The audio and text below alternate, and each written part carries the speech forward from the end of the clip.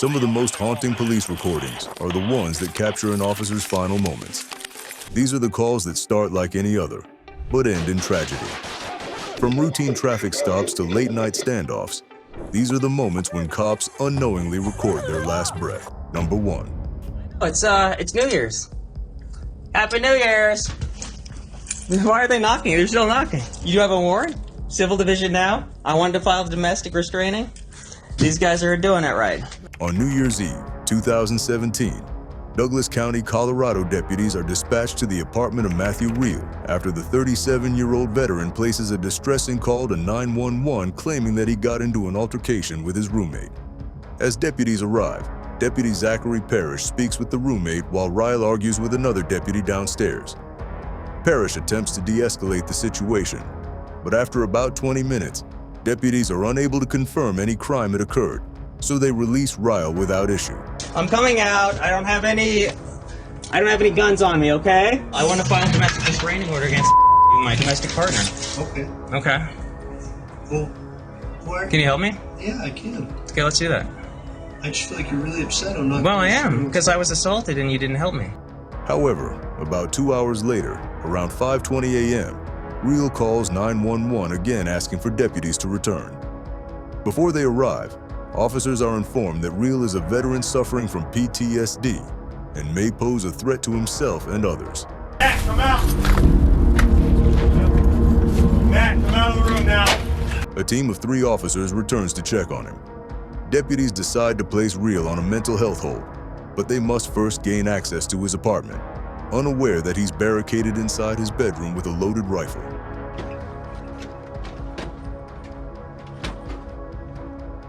Open the door! Sheriff's office!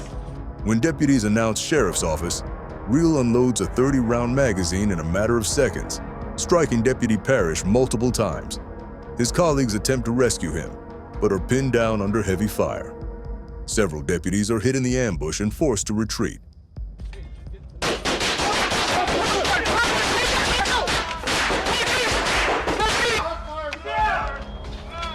He's down! Hey, I'm going! Cover me! Cover me! As backup arrives, officers realize that Deputy Zachary Parrish is trapped inside the apartment, fatally wounded. After a tense standoff, police kill Reel. Deputy Zachary Parrish, just 29 years old and a 2-year veteran of the Douglas County Sheriff's Office, is pronounced dead at the scene. Case number 2.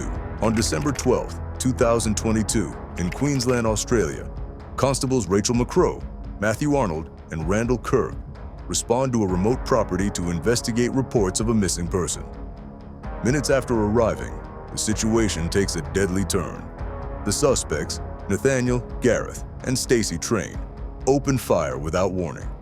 Constables McCrow and Arnold are hit almost immediately, while Constable Kirk is forced to take cover behind a tree. Kirk radios for help, his voice shaking as he tells dispatch that Rachel and Matthew are not moving. He describes 2 gunmen walking around the property, armed with a long rifle and a pistol, and admits that the suspects know exactly where he's hiding.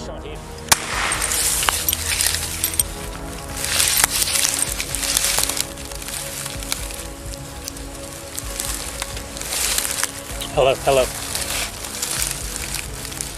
Hello?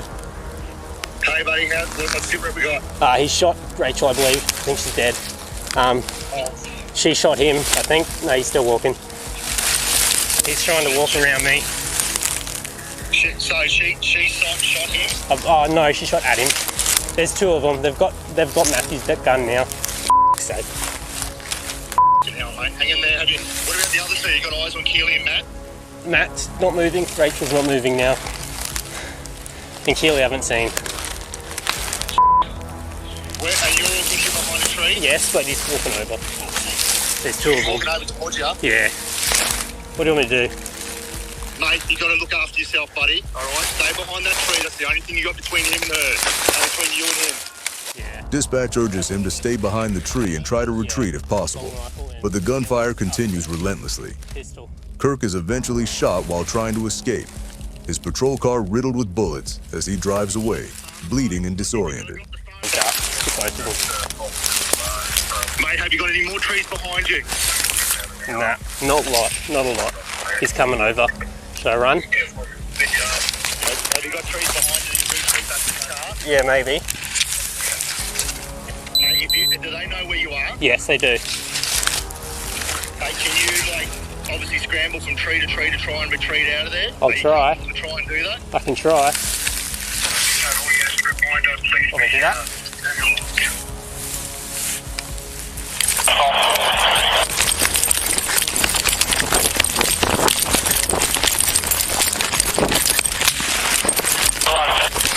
Fuck's sake!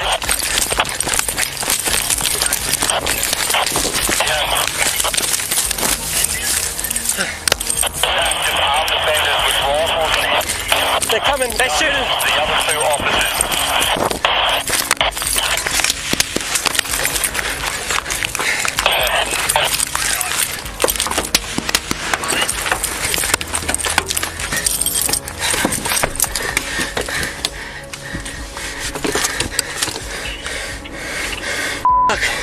You good? Fuck. I think I'm being shot. Backup units swarm the area, and after a 6-hour standoff, police exchange fire with the Train family. All 3 suspects, Nathaniel, Gareth, and Stacy Train, are killed during the confrontation. Tragically, Constable Rachel McCrow and Constable Matthew Arnold both die at the scene. Constable Randall Kirk survives his injuries.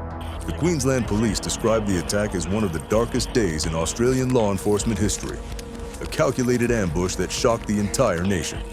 Case 3. In April 2011, in the quiet town of Truman, Arkansas, officers pull over a driver for allegedly not having insurance. What begins as a routine traffic stop quickly turns into a nightmare. Oh my God. What's your name, bud? Jerry Lord. Y'all know the next one. I look at him, sorry, I look at him. Yeah. Well, I know what it's doing. Alright, also running Jerry Lord. What's that for, Jerry? 313 to 74. As the officers question the driver about an unrelated warrant, Officer Jonathan Schmidt opens the back passenger door and comes face to face with Jerry Lard, a man hiding inside the car and pointing a gun directly at him.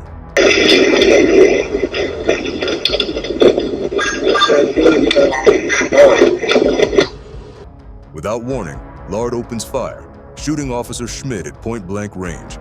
Bodycam footage captures the chaos as officers scramble for cover while Lard continues firing and taunting them.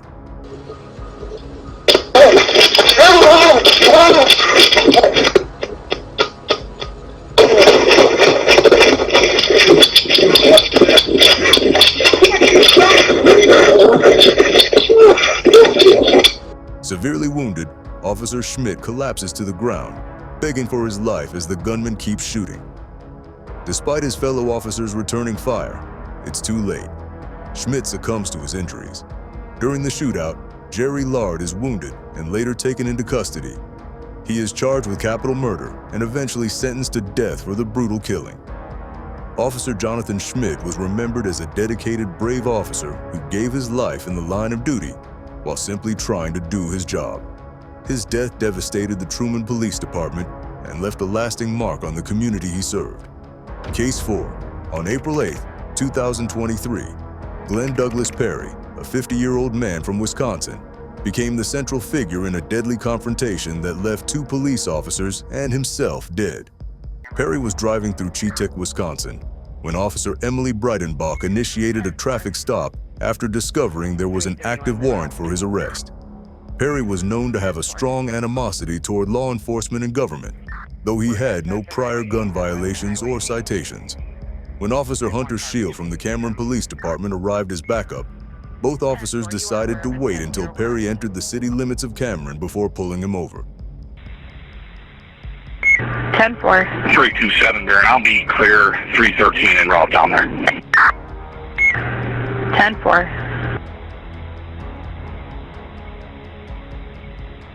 You got it on here.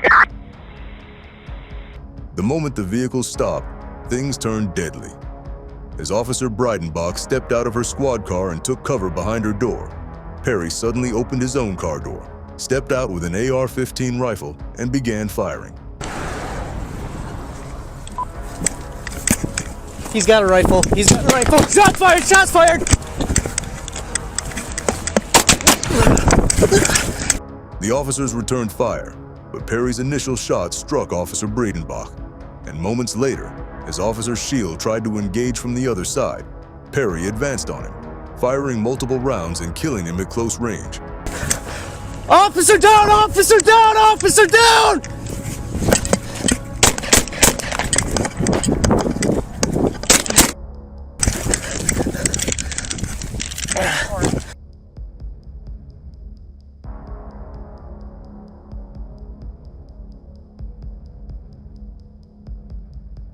During the gunfight, Perry was shot in the leg by one of the officer's bullets.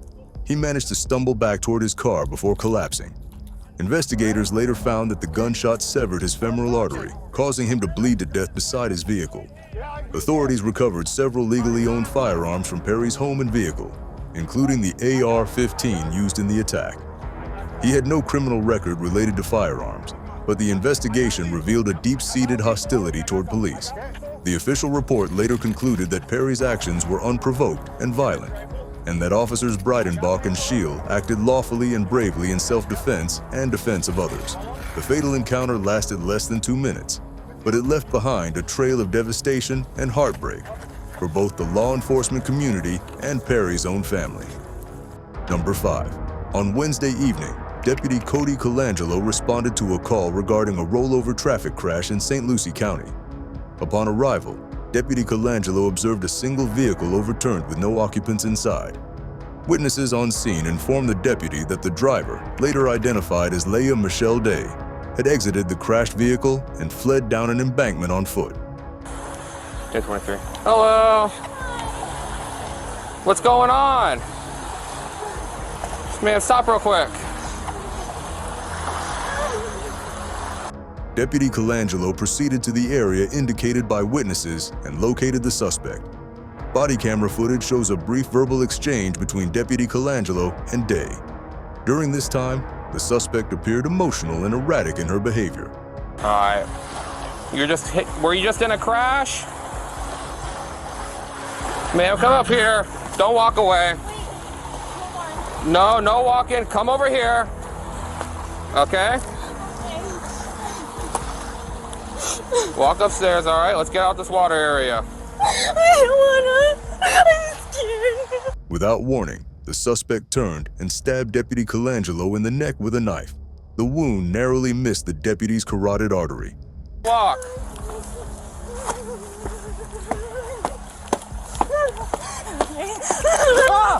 Despite being injured, Deputy Colangelo was able to retreat to safety and apply pressure to his neck wound until additional units and emergency medical personnel arrived on scene. The suspect, Leah Michelle Day, was immediately taken into custody without further incident. These stories remind us how quickly life can change in the line of duty. What do you think about the risks officers face every day? Share your thoughts in the comments, and don't forget to share this video with others who should hear these stories.